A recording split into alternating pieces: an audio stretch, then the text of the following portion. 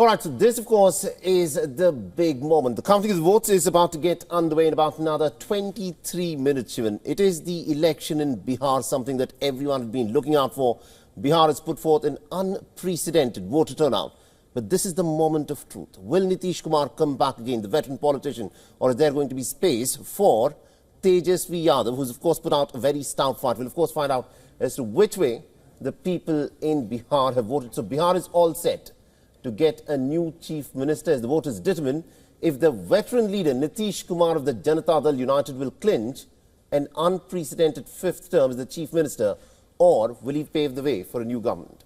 Now, the two-phase assembly elections for the 243-seat House conducted on the 6th and the 11th of November, it witnessed an impressive voter turnout and participation of 67.13%. And exit polls largely favor a dominant victory for the National Democratic Alliance. Saleh, regardless of which exit poll you've studied so far, they're all hinting in one direction and by a landslide. But as we've seen, exit polls have not always gone right. They've gone wrong several times. We've seen recently as well. So you never really know what really happens, and we will get to know shortly from now. And that includes the NDA, which includes JDU, while Rashtriya Janata Dal's Tejasvi Yadav, the face of the opposition India bloc, is confidently predicting a landslide for their Mahagathbandhan.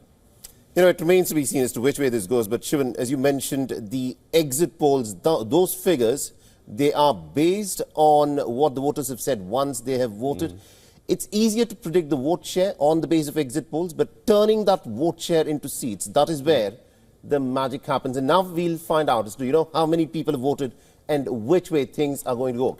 So it is a massive electorate of 7.45 crore that cast its ballots to shape the destiny of 2,616 contenders, featuring high-profile names like the Deputy Chief Minister Samrat Chaudhary and Vijay Kumar Sinha, the JJD's Tej Pratap, and the Congress's State Chief Rajesh Kumar.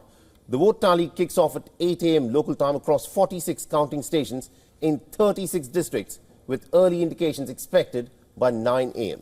And the postal ballot counting is going to start at 8 a.m. EVM counting starts at 8:30 a.m. So it's minutes from now. The NDA coalition fielded candidates from 5 parties, with JDU and BJP each contesting for 101 seats each.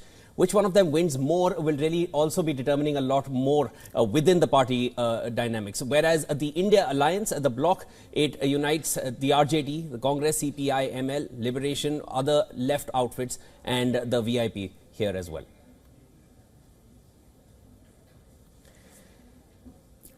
A record fifth term for Nitish Kumar. He's already been in power for 20 long years. The record has already been set, and now a fifth record. Or will this go against the incumbent? And the rise in voter turnout.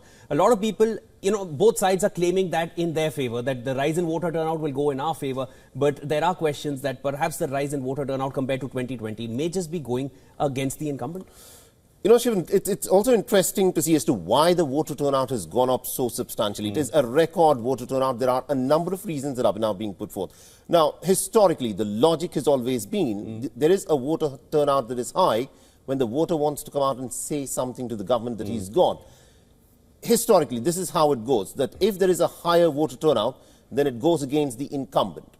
But if you look at the predictions that are being put forth by the pollsters as part of the exit polls, they're all indicating that Nitish Kumar, surprisingly, despite the fact that he's been the head of the state of Bihar as the chief minister for 20 years, is not facing anti-incumbency.